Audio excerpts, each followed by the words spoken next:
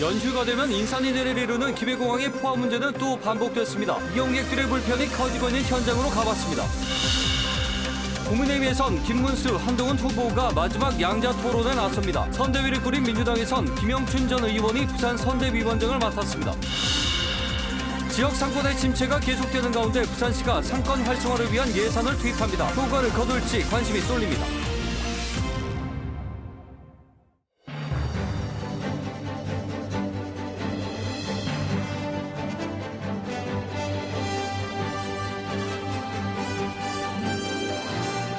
시청자 여러분 안녕하십니까. KBS 7시 뉴스 시작합니다. 근로자의 날인 내일부터 사실상 5월 황금 연휴가 시작됩니다. 벌써부터 해외 출국 행렬이 이어지고 있는데요. 특히 이번 주말 김해공항 이용객 수가 절정에 달할 것으로 보입니다. 보도에 전형석 기자입니다. 5월 황금 연휴를 앞둔 김해공항 국제선 출국장. 항공사마다 여행짐을 위탁하는 줄이 겹겹이 늘어섰습니다. 짐을 맡겼다고 끝난 게 아닙니다. 보안 검색대로 가려면 또 긴 줄을 서야 합니다. 11시 출발하는데 오늘은 사람이 많아서 8시에 출발했어요. 사람이 많아서 일찍 출발했어요. 여기에다 출국 심사를 통과해 비행기 탑승구 앞 대합실까지 가면 2시간 넘게 걸립니다. 여기는 안에 들어가서 이 짐 검사하는 것도 몇 분 안 계셔서 좀 느리게 줄이 돌아가는 것 같습니다. 5월 황금 연휴 6일 동안 김해공항 국제선 예상 이용객은 17만 9천여 명. 특히 주말인 3일과 4일이 절정입니다. 하루 공항 이용객이 3만 명을 넘겨 연휴 중 가장 붐빌 전망입니다. 김해공항 운영에 비상이 걸린 상황. 한국공항공사는 이번 주말 국제선 출국장 개장 시간을 앞당겨 새벽 5시 30분부터 운영하기로 했습니다. 또 황금 연휴가 끝나는 6일까지를 특별교통 대책 기간으로 정해 주차장과 수속, 보안 검색 인력을 추가 투입합니다. 근본적으로는 제2출국장 조성을 추진합니다. 출국장 혼잡 개선하고 대여객 서비스 개선을 위해서 지금 CIQ 기간 증원하고 연계해가지고 제2출국장 조성을 추진 중에 있습니다. 하지만 김해공항 제2출국장 운영은 오는 9월쯤 운영될 예정이어서 빽빽한 출국 행렬이 올해 여름 휴가철까지 이어질 전망입니다. KBS 뉴스 전형섭입니다. 무안공항에서 발생한 제주항공 여객기 참사 이후 넉 달 만에 정부가 항공 안전 대책을 내놨습니다. 항공사고로 사망자가 발생하면 해당 항공사에 1년간 신규 운수권을 주지 않는 강도 높은 규제안이 포함됐습니다. 또 항공기 정비 시간을 늘리거나 정비사 경력 기준을 강화하는 등 안전 개선 방안도 담겼습니다. 보도 이승철 기자입니다. 179명이 숨진 1229 여객기 참사. 앞으로 사망사고가 발생하면 해당 항공사는 국제선 운수권 배정에 제한을 받습니다. 일정 기간 유럽이나 중국 등의 신규 노선 취항이 불가능해지는 겁니다.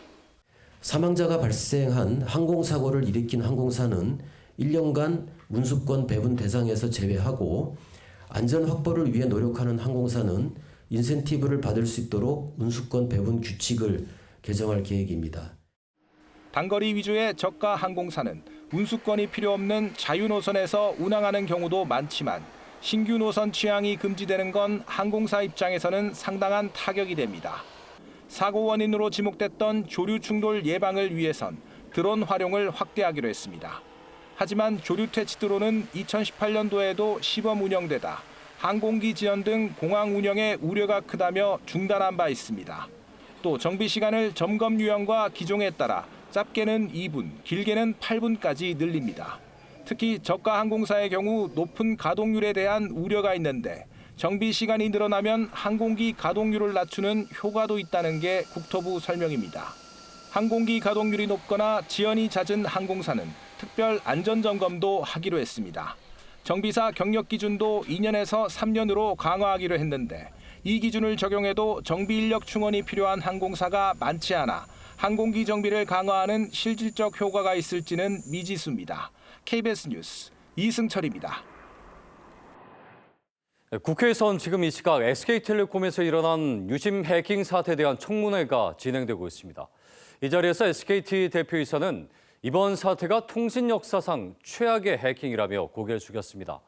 정치권은 한 목소리로 SKT의 부실 대응과 유심 재고 부족 등에 대해 비판을 쏟아냈습니다. 경찰도 정식 수사에 들어갔습니다. 김민철 기자입니다. 국회에 출석한 유영상 SKT 대표이사는 통신 역사상 최악의 해킹 사고란 점에 동의한다며 다시 한번 고개를 숙였습니다. 국민 여러분께 초기 저희 대응에 있어서 미숙한 점이 많았던 점을 다시 한번 사과드립니다. 정치권은 사고 초기 대응은 물론 유심, 대란 등 사후 대처도 미흡했다며 SKT를 강하게 질타했습니다. 한 장에 15만 원까지 거래가 되고 있어요. 근데 지금 가입자는 2,300만 명인데 이거 언제까지 어떻게 처리하실 거예요? SKT가 다른 통신사들보다 매출과 영업이익 등이 훨씬 큰데도 정보보호 투자엔 소홀했다는 지적도 나왔습니다. 그래서 결과적으로 보면 가입자 한 명당 정보보호 금액이 SKT가 제일 낮아요. 알고 계셨어요? SKT에 귀책 사유가 있는 만큼 번호이동 위약금을 폐지해야 한다는 목소리도 나왔습니다. 이에 대해 유상임 과기정통부 장관은 다수의 법무법인에 법률 검토를 요청했다고 밝혔고 유 대표이사는 법률적인 검토를 해서 문제가 없다면 위약금 폐지 쪽으로 하겠다고 답했습니다. 종합적으로 검토해서 말씀드리겠습니다. 아울러 이번 해킹 공격으로 SKT 망 이용 알뜰폰을 포함한 모든 가입자 2,500만 명에 정보가 유출됐을 최악의 가능성에도 대비하고 있다고 밝혔습니다. 해킹 사태 여파에 SKT 이탈은 계속되고 있습니다. 유심 교체 첫날인 그제 3만 4천여 명에 이어 어제는 3만 5천여 명이 통신사를 옮겼습니다. 경찰도 전담 수사팀을 꾸리고 이번 해킹 사태에 대한 정식 수사에 착수했습니다. KBS 뉴스 김민철입니다. 다음 뉴스입니다. 국민의힘 대선 경선 결선에 오른 김문수, 한동훈 후보가 최종 후보 자리를 두고 맞대결을 시작했습니다. 한덕수 권한대행의 대선 레이스 등판도 임박한 분위기입니다. 보도에 김유대 기자입니다. 2차 경선 결과 2강을 확정지은 김문수, 한동훈 후보. 오늘 밤 10시 TV토론에서 맞붙습니다. 윤 전 대통령과의 관계 설정, 한덕수 대행 단일화 등 현안을 놓고 치열한 공방이 예상됩니다. 토론회에 앞서 김문수 후보는 종합소득세에 물가 연동제를 도입하고 직장인 성과급은 세액 감면을 추진하겠다며 표심을 공략했습니다. 나경원 의원이 대선 승리를 위한 대통합의 빅텐트가 필요하다며 김 후보 지지를 선언했고 홍준표 후보 캠프 인사들도 김 후보 지지를 공식화하는 등 세불리기에도 집중했습니다. 홍 후보께서 생각하던 그 좋은 뜻을 제가 받아서 꼭 이룰 수 있도록. 한동훈 후보는 학자금 대출 상한 의무소득 기준을 상향하는 등 청년층 표심 맞춤 공약을 내놓았습니다. 한 후보는 경선 승리 이후 한덕수 대행을 포함한 정치 세력과의 연대 가능성도 열어뒀습니다. 위험한 세상을 막기를 원하고 자유민주주의를 신봉하는 세력이라면 누구라도 같이 합니다. 내일과 모레 당원 투표와 일반 여론조사를 거쳐 다음 달 3일 전당대회에서 국민의힘 최종 후보를 확정합니다. 한덕수 대행의 출마도 기정사실화되고 있습니다. 한 대행 측 실무진은 국민의힘 경선에서 탈락한 나경원 의원 캠프 사무실을 사용하기로 했고 내일 사퇴한 뒤 출마를 공식화할 거란 전망이 나옵니다. 개혁신당 이준석 대선 후보는 관음클럽 초청 토론회에서 묻지마 단일화에는 응할 생각이 없고 비상계엄과 조기 대선에 책임 있는 사람들과 함께할 수 없다며 빅텐트론에 대한 입장을 밝혔습니다. KBS 뉴스 김유대입니다. 더불어민주당 이재명 대선 후보의 선거대책위원회가 꾸려졌습니다. 김영춘 전 의원이 정계를 떠난 뒤 3년 만에 돌아와 공동선대위원장에 이름을 올렸습니다. 김 전 의원은 해양 수도 부산 정책의 밑그림을 그리며 부산 지역 선거를 총괄합니다. 보도에 장성계 기자입니다. 삼선 국회의원을 역임했던 김영춘 전 의원. 2021년 부산시장 보궐선거에서 패한 이후 정계를 떠났습니다. 그리고 3년여 만에 더불어민주당 이재명 대선 후보 공동선대위원장으로 깜짝 복귀했습니다. 여기에다 선대위 부산위원장까지 맡아 이번 대선 부산 전략을 총괄 지휘합니다. 김 전 의원은 문재인 정부 시절 해양수산부 장관을 역임해 해수부 이전과 북구강로 개척 등 이재명 후보의 해양수도 부산 공약을 진두지휘할 계획입니다. 부산을 위해서나 또 우리 대한민국을 위해서 이재명 후보가 민주당이 해야 될 일에 대해서 저도 같이 교감하면서 부산 시민들을 위해서 설명도 드리고 지지도 고수할 생각입니다. 지난 총선 때 민주당의 영입 인재 이재성 부산시당 위원장은 이재명 후보 직속 AI 강국위원회 위원장을 맡았습니다. 특히 IT 기업과 경력을 살려 인공지능 AI 정책 공약을 책임집니다.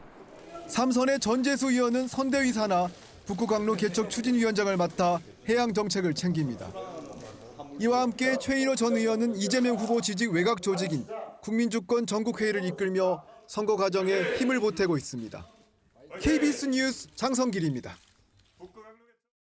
건진법사 의혹과 관련해 검찰이 청탁금지법 위반 혐의를 수사하기 위해 윤석열 전 대통령 부부 사저 등을 압수수색했습니다.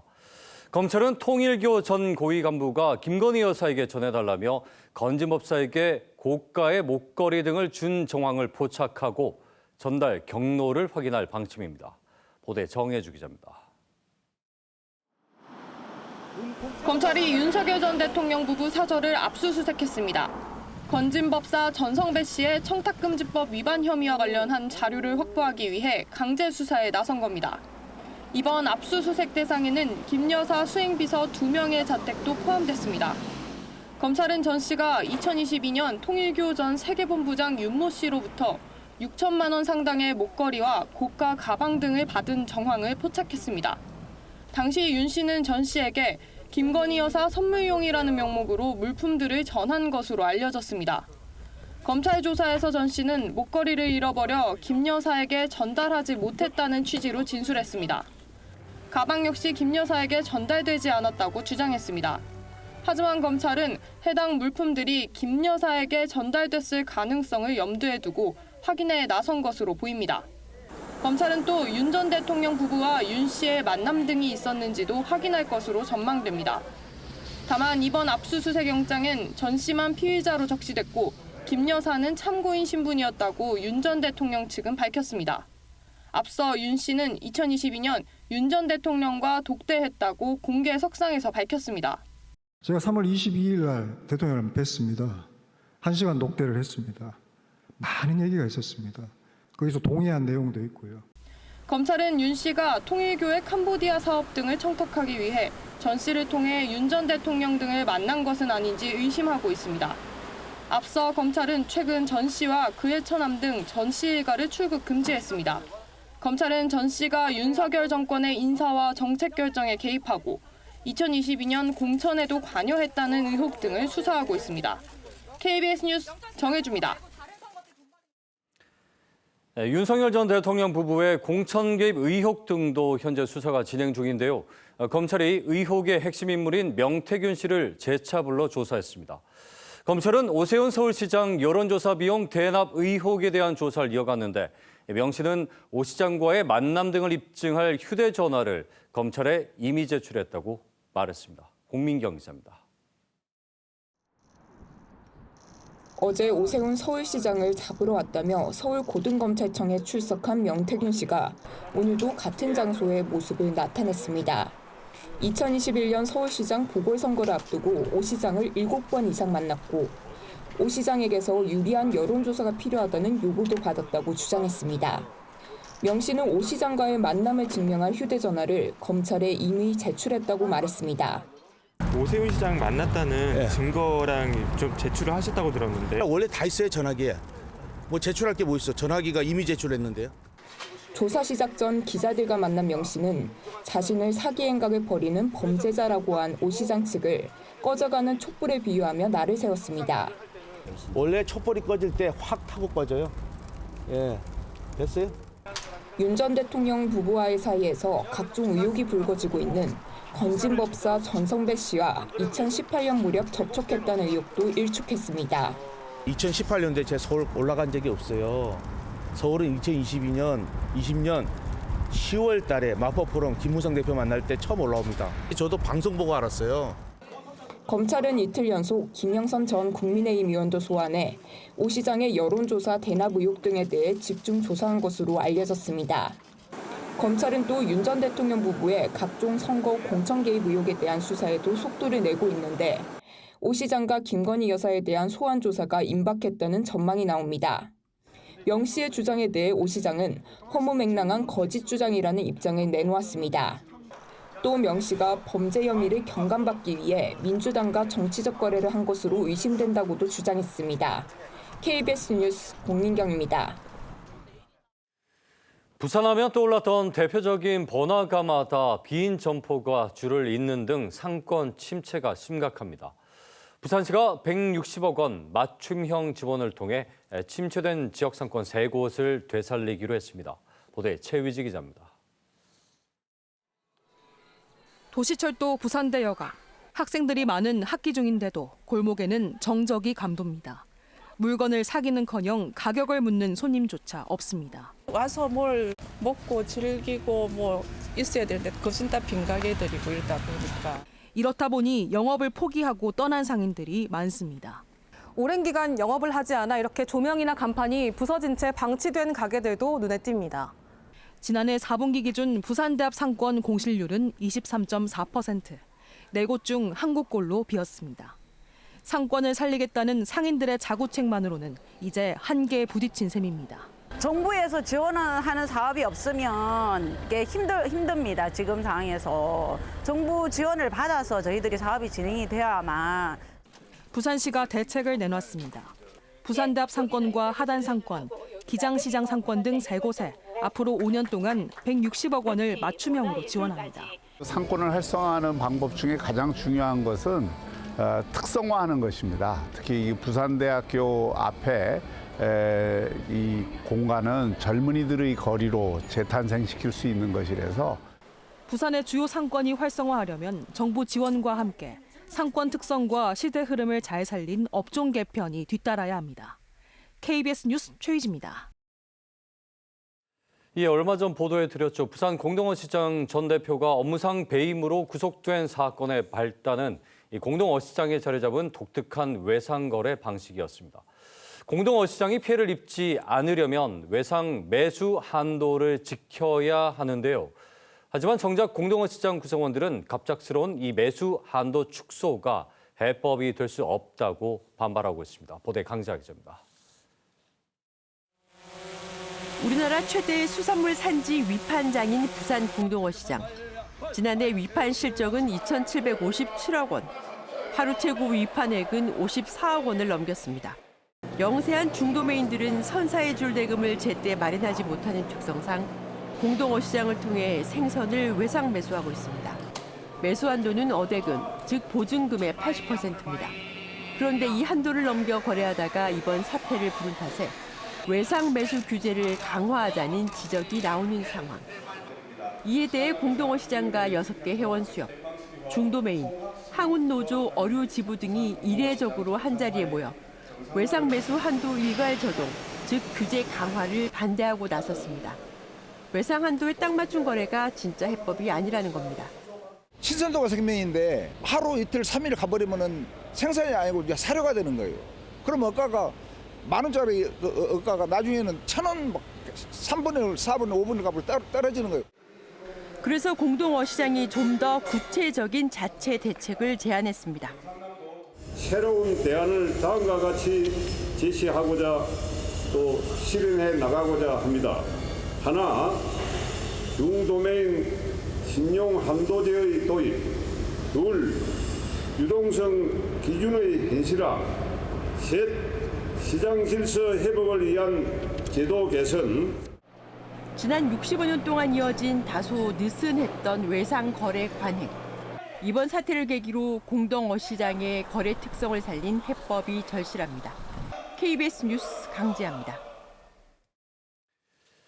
검은 돌과 또 흑돼지로 유명한 제주도에 일반 소와 달리 검은 소도 있습니다. 바로 천연기념물로 지정된 토종한우 흑우입니다. 오늘부터 대중이 쉽게 접할 수 있도록 시범 방목을 시작했습니다. 이면희 기자가 현장 다녀왔습니다. 화창한 봄날의 한라산 중턱.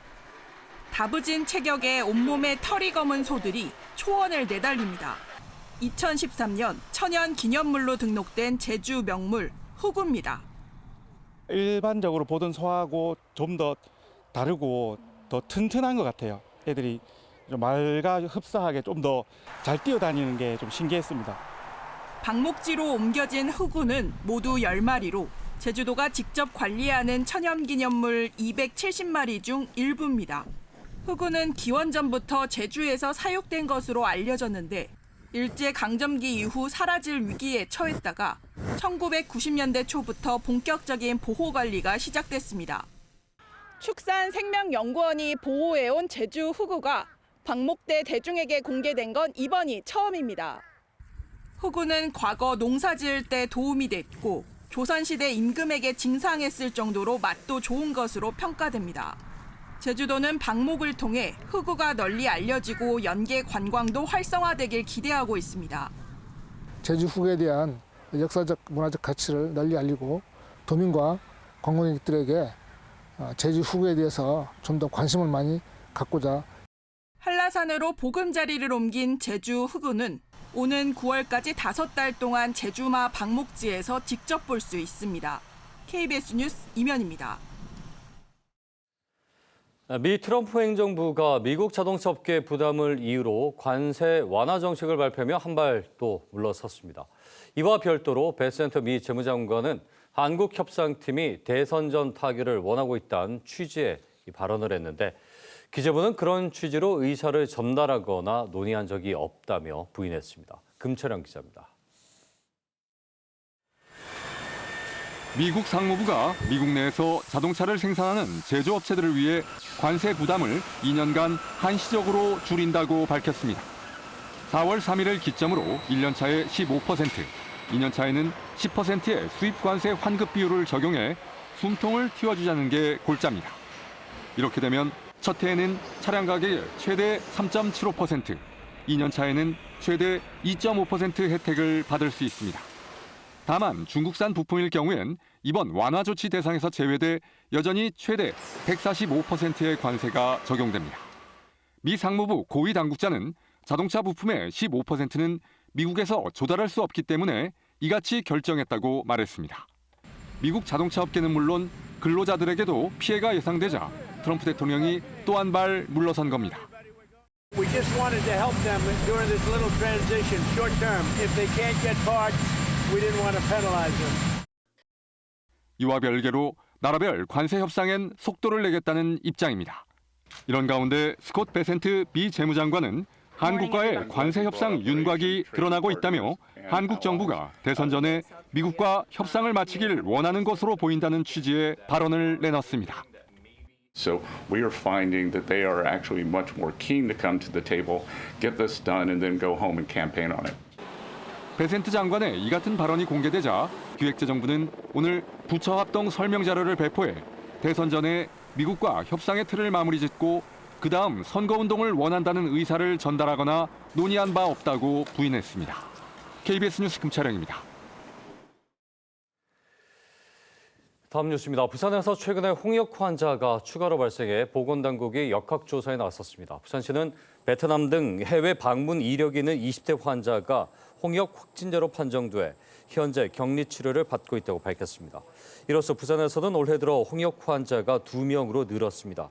시는 긴급 대응 체계를 가동하고 환자 동선과 접촉자 등을 파악하고 있습니다. 한국노총 부산지역 본부는 오늘 농심호텔에서 제135주년 세계 노동절 기념식을 열었습니다.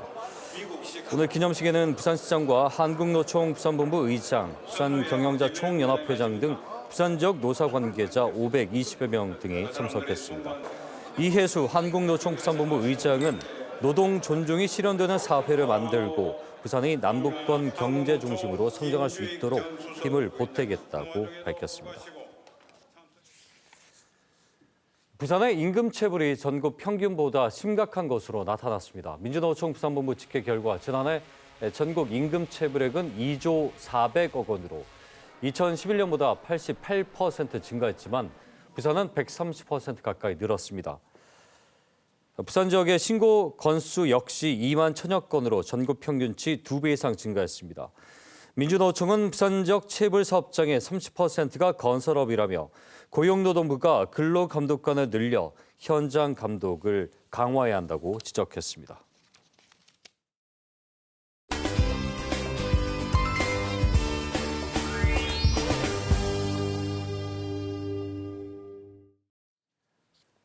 (1984년) 한국 시리즈에서 홀로 4승을 거두며 불멸의 기록을 남긴 무쇠팔 고 최동원 선수. 그 이름은 지금까지도 우리 부산 시민들의 가슴속에 선명히 살아있습니다. 12년 전 사직야구장 앞에 세운 최동원 동상이 세월 속에서 훼손되었다가 착색 복원 작업을 통해 새 옷을 입었습니다. 최동원 정신을 이어가고 있는 기념사업회 김수인 후원회장 저희 스튜디오에 모셨습니다. 회장님 어서 오십시오. 예, 안녕하십니까. 예. 오늘 저 서울에 계시다가 저희 방송 때문에 또 예. 아이고 예. 와야죠 부르시는데. 아유 예 바쁘신데 고맙습니다. 예. 지난달 최동원 기념사업회 산하 최동원 후원회 초대 회장직을 맡으셨습니다. 예. 이렇게 제안이 왔을 때 어떤 마음이셨습니까? 아 이건 운명이구나 이렇게 생각했어요. 왜냐하면 최동원 선수의 이제 경남고 4년 선배고 제가 야구 기자하고 야구 저널리스트로 40년 넘게 활동하고 있어서. 또 최동원 선수하고는 뗄래야 뗄 수 없는 사이입니다. 그래서 예. 아 이게 참 운명이면서도 내가 꼭 해야 되겠다 이런 생각이 들었습니다. 그 4년 선배시면은 그 인연들이 꽤 있으실 것 같은데 뭐 예. 특별히 기억에 남는 에피소드가 있다면 예. 학창 시절에는 예. 뭐 없었고요. 예. 그 프로에서 와서는 이제 제가 취재를 했는데 네. 예, 최동원 선수는 뭐 예의는 바른데 좀 무뚝뚝한 편이에요. 아 그래요? 예. 그래서 그리고 이제 자기에 관련 신사에 관한 거는 예. 아버지인 고 최윤식 선생님께서 고등학교 때부터 개인 매니저를 하셨거든요. 네. 그래서 이제 기자들은 최동원 선수는 말을 안 하니까 아버지한테 가서 자꾸 그래요? 예, 그렇게 하면 이제 예.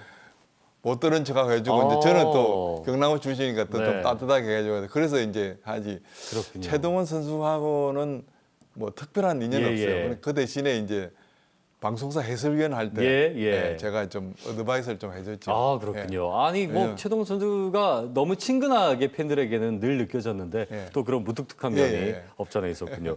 자 이번에 동상 착색 복원을 했어요. 이게 어떤 의미로 좀 보십니까?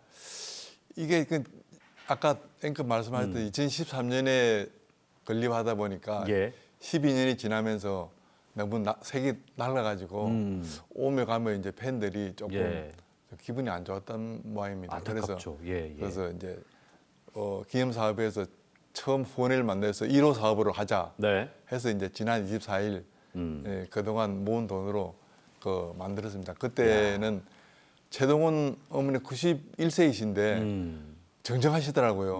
그래서 오셔가지고 또 후원자들, 관계자들, 팬분들 100여 명이 오셔가지고 행사를 성대하게 했습니다. 아, 그렇군요. 아니 모금 과정에 여러 에피소드들이 또 있었다고 들었어요. 또 모금을 직접 주도하셨는데 그 과정을 잠깐 설명해 주시면. 그거는 좀 어려운 게 말씀을 못 드리고요. 하여튼 부자들이 기부나 후원을 좀 인색하다는 건 이번에 다시 한번 느꼈습니다. 늘 우리 사회가 좀 얘기하는 그런 아쉬운 부분들이기도 하죠. 그리고 많은 팬분들이 도와준 걸로 또 알고 있는데. 그래서 이제 십시일반으로 조금씩 소액을 하신 분도 있고 또 100만 원 이상, 200만 원 또 선뜻하신 분도 있고 해서. 그 최동원에 대한 그런 추억과 어떤 그런 팬심 변함없다라고 느끼셨나요? 그래서 사실 서울 같은 데서는 30대, 40대 최동원 선수를 몰라요. 그죠. 그런데 부산은 확실히 틀리더라고요. 기억을 하고 20대, 30대도 다 알고. 그럼요. 그 때문에 그 정신이 지금 계속 이어져가고. 그렇죠. 어떻게 있겠습니까? 최동원 선수의 그 1984년 얘기를 잠깐 해보죠. 홀로 4승을 거뒀습니다. 이 커리어 하이 시즌 아니었겠습니까? 그게 뭐 엄청난 기록들이 쏟아졌는데 혼자 4승을 거뒀다? 이거 어떻게 우리가 좀 이게 140년 메이저리그에서는 한 번도 없습니다. 아, 없습니까? 월드 시리즈에서 4승 한 선수가 없고 일본에서는 최동원 선수가 탄생한 1958년에 이나와 가즈이사 선수가 4승을 딱 한 번 했습니다. 아, 그렇군요. 그리고 근데 그보다는 최동원 선수는 완봉승 한 번, 완도승 두 번, 그렇죠. 예. 구원승했기 때문에 이나호 선수하고는 그 비교 안 될 정도로 아주 세계적으로 예. 뛰어난. 아니 야구인으로 보셨을 때 예. 이게 어떻게 가능했습니까? 그 당시도 그래서 이게는 예. 그 최동원 선수는 그 체력도 좋지만은 예. 감독이 한번 지시를 하면 무리하게 하더라도 네네. 한 번도 놓으라고 하거나 군소를 안 했답니다. 그래서 무조건 예. 하면은 던지라고 했는데 4차전에서도 하겠다. 예, 예. 6, 7차전에서도 강병철 감독이 예. 너는 많이 던졌으니까 예. 8회나 9회 마무리를 나가라. 그런데 무슨 소리입니까? 이래가지고 제가 선발을 처음부터 나갔어요. 가 있습니다. 예. 제가 1인이나 던지겠어 해서 그 자꾸 가는 바람에 예. 7회까지 갔는데 7회에서는 정말 힘이 떨어져가지고 강 감독 이제 바꿔야 되겠다 했는데 유들 3점 홈런이 나온 거예요. 그래서 8, 9회는 막 공이 싱싱싱 날아가서 그렇죠. 예, 예. 그래서 완전히 삼성을 박살내죠. 지금 최동원 물론 지금 지금 현역의 유현진 선수나 예. 예, 뛰어난 선수들 많습니다만 예. 최동원의 이미지를 닮은 예. 강력한 직구와 카리스마 그러면서 또 폭포수 같은 그 커브 그런 투지가 가진 선수를 잘 안 보입니다. 앞으로 나오기도 힘들고. 그렇죠. 근데 현실적으로 그렇게 4번을 던질 정도면 자기 몸이 혹사될 거란 것도 알았을 텐데 그 신념과 투지가 너무나 멋지다는 생각이 들어요. 그래서 불멸의 정신, 불굴의 정신이기 때문에 팬분들이 지금 작고한 지 14년이 돼도 기리고 있고 이제 닮아가겠다고 하는 겁니다. 그때 그 신념은 그냥 단순한 우연은 아니었던 것 같습니다. 최동원 선수의 인생의 전부를 보여주는 장면이 아니었나 싶은데 후원회를 통해서 어떻게 이 정신을 좀 더 이어가고 싶으신지 계획이 그래서 있으십니까? 이제 서울에서도 이제 장립 모임을 한번 하고요. 이제 가을에는 추모 음악회도 또 하고 또 여러 가지 최동원 선수상 이런 거 할 때도 많은 팬분들 초청해가지고 행사를 좀 성대하게 하면서 정신을 잡고 전 사회적으로 알리려고. 그 사실은 굳이 부산이 아니더라도 사실 최동원 선수는 부산 시민들에게는 최고의 선수로 당연히 기억되지만 뭐 우리나라 야구의 전체 역사를 봤을 때도 최고의 선수 아닙니까? 어느 지역에는 상관없을 것 같은데요.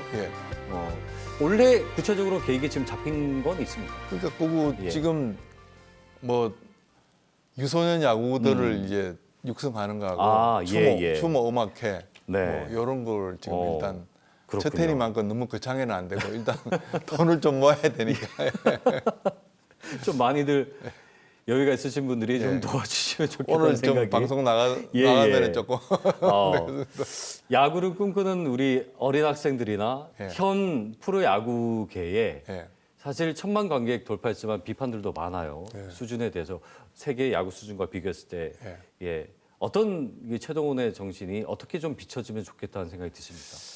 글쎄 이게 최동원 선수는 내가 한다. 나는 하고 말겠다. 이런 정신을 하거든요. 그래서 보통 이제 야구에서 3번의 득점 찬스가 있고 인생에서도 3번의 찬스가 더 있다 그러는데 이거는 준비를 하지 않으면 안 됩니다. 그렇죠. 그래서 최동원 선수가 그 불멸의 투수가 됐지만은 유두열이라는 구세주가 아니면 절대 안 되거든요. 그래서 그 구세주를 만나기 전까지 최동원 선수가 6차전하고 7차전에 7회까지 정말로 눈물겨운 투혼을 했습니다. 그러니까 열심히 하면은 행운과 구세주가 따라온다. 지금 2030 세대들은 너무 이제 그 좋은 가정에 태어나가지고 이게 어리광이 많지 않습니까? 이런 이제 끈기, 투지. 알겠습니다. 이게는 그런 반드시 투지와 포기하지 않는. 오늘 말씀 잘 들었습니다. 너무 고맙습니다. 감사합니다. 네. 김수인 후원 회장과 함께 얘기 나눠봤습니다.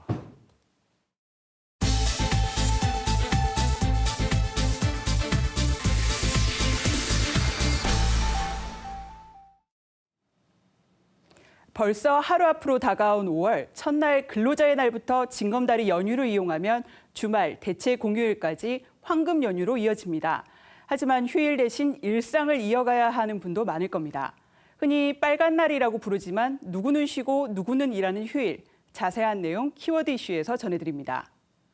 법률이 정한 공휴일에 관한 규정에 따르면 휴일은 일요일과 국경일 중 3.1절, 개천절, 한글날, 1월 1일 어린이날과 현충일, 부처님 오신 날과 성탄절, 양대 명절인 설과 추석, 그리고 수시로 정하는 임시휴일입니다. 휴일은 연간 일요일을 빼면 15일 안팎으로 임시휴일에는 선거일 등이 포함됩니다. 이 규정은 기본적으로 관공서에만 적용됐는데 지키지 않아도 위법이 아니다 보니 민간 기업은 자율적으로 이를 따랐습니다. 대기업이나 일부 사기업은 공휴일에 쉬지만 중소기업이나 5인 미만 사업장은 빨간 날에도 정상 근무하는 경우가 있었던 거죠. 그런데 이후 관공서 공휴일 규정을 유급휴일로 적용하도록 근로기준법이 사업장 규모별로 단계적으로 개정됐습니다. 공휴일에 일을 하게 되면 법으로 더 많은 급여를 주도록 바꿨더니 이제는 민간 기업에서도 차라리 쉬겠다고 하는 곳이 많아지는 효과가 생긴 겁니다. 매년 일정 수준 이상 휴일을 보장해야 한다는 인식이 확산하면서 대체 공휴일도 도입됐습니다. 2014년 처음 대체 공휴일이 시작됐을 당시 설, 추석, 어린이날에만 적용되다 코로나 팬데믹 이후 침체된 경기 회복 등을 위해 대체 공휴일이 법정 공휴일로 확대됐습니다. 올해처럼 석가탄신일과 어린이날이 겹쳐서 하루를 쉬지 못하게 될 경우 그 다음 평일을 대체 공휴일로 지정해 쉴 수 있도록 보장해 주는 겁니다. 공휴일 확대와 대체 공휴일 도입으로 일과 여가의 균형, 휴식의 보장, 바람직한 현상이지만 아직 모든 직장에서 적용되는 건 아닙니다.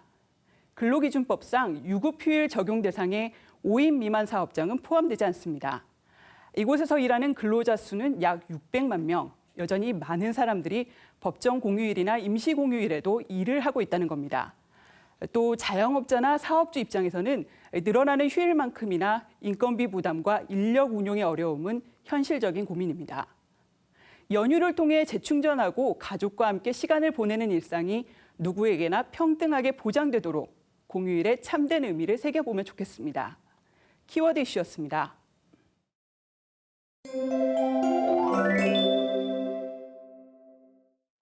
4월의 마지막 날이죠. 부산에선 건조주의보가 나흘째 이어지고 있습니다. 여기에 전국의 산불 위기경보 경계 단계도 발령 중인데요. 내일은 이 건조함을 달래줄 단비가 내리겠습니다. 때문에 전국 곳곳에 내려진 건조특보는 해제되는 곳이 많겠고요. 부산도 오전 중으로 비가 시작되겠습니다. 밤까지 내렸다 그치기를 반복하겠고요. 여기에 강풍도 동반되겠습니다. 부산과 경남 남해안에서 내일 예상되는 강수량은 10에서 최대 40mm 안팎이 되겠고요. 순간적으로 초속 15m 안팎의 돌풍도 함께 불겠습니다. 자세한 지역별 기온 살펴보겠습니다. 내일 아침 기온 대부분 지역이 13도에서 15도 안팎으로 시작하겠습니다. 낮 최고 기온은 부산이 21도, 울산이 22도 안팎 예상됩니다. 다가오는 주말에 또 한 번 충청 이남에 비 소식이 들어 있습니다. 해안가에선 너울성 파도가 갑작스럽게 밀려들겠고요. 또 해수면의 높이가 상승하는 시기가 겹치면서 남해안 저지대에선 침수 피해가 이어질 수 있겠습니다. 지금까지 날씨 전해드렸습니다. 이 내수 소비가 지역에 다시 활기를 불어넣을 수 있는 황금 연휴가 내일부터 시작이 됩니다. 하지만 이 곳곳의 상권은 여전히 침체를 벗어나지 못하고 있습니다. 상권의 붕괴는 단순한 경기 침체를 넘어 일상의 공간이 사라진다는 경고이기도 합니다. 부산시의 지원이 실질적인 변화를 이끌어 상권 회복의 계기가 되길 바랍니다. 뉴스를 마칩니다. 고맙습니다.